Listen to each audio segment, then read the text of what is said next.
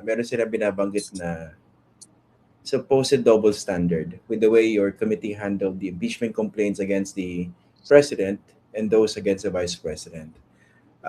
Specifically, ang binanggit nun sa petition, the assailed complaints were allowed to survive threshold review under a far more permissive standard than the House itself had just applied in the impeachment complaints against President Ferdinand Marcos Jr., and the process then escalated into subpoenas, hearings, and compulsory process designed to search for the proof the pleadings failed to allege on their face. Dalawang punto yung binabanggit dito sa, parang talino ng wording no? Pero dalawang punto po binabanggit yan sa mga viewers natin.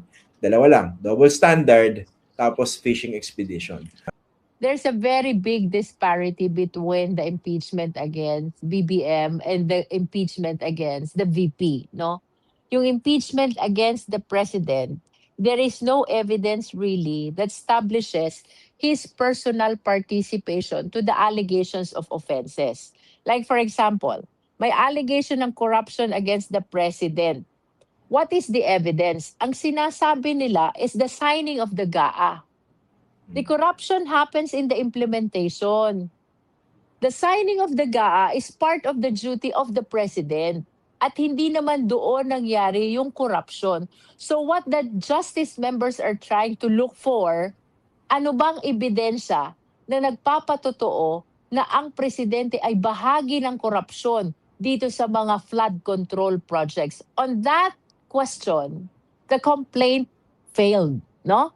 So ang nawala is the evidence that establishes personal participation. Yun ang nawala sa impeachment against the president. Comparing it to the impeachment complaint against the vice president, let us take threat for example, no? May video. Anong sabi ng justice members? Res ipsa loquitur.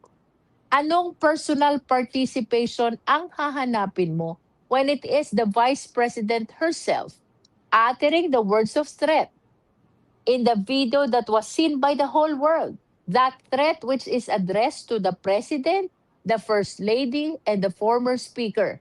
So question of personal participation, it's there because it is the vice president herself uttering words of threat and even saying that she has hired an assassin. Ang laki ng pagkakaiba.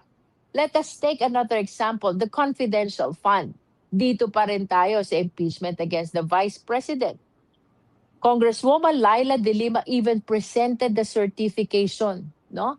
The certification about the fund which was used in military training, something like that, for the youth leadership program. It was signed by the vice president, no? And then during the hearing, yan yung idininay ng military officers. They said that we never received any fund from the Department of Education. So, personal participation, Christian, it's there. Ang laki ng disparity. That is in as far as double standard is concerned. And that explains kung bakit itong impeachment against the president by the majority vote was declared insufficient in substance, while the impeachment against the vice president because of evidence of personal participation was declared by the majority as sufficient in substance, no?